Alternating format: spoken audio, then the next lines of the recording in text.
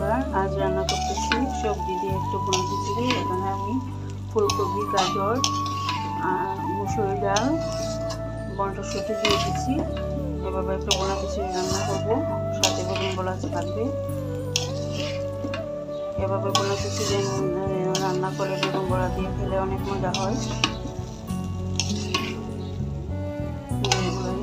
বেজে নিলাম, সবগুলো একসঙ্গে বেজে নেব।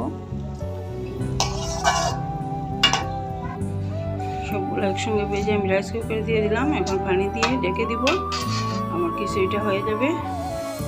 আপনারা দেখেন, তারপর বেগুন বড়াটা করব। যে বেগুন এখানে কেটে রেখেছি, এগুলো কীভাবে করি দেখুন। বেগুন দিয়ে বড়া করে বোনা খিচুড়ি খাবো আজকে। দিয়ে দিলাম পরিমাণ মতো। ঢেকে দিব। হয়ে গেছে আমার বোনা খিচুড়ি। এখন বেগুন ভাজা করে নেব।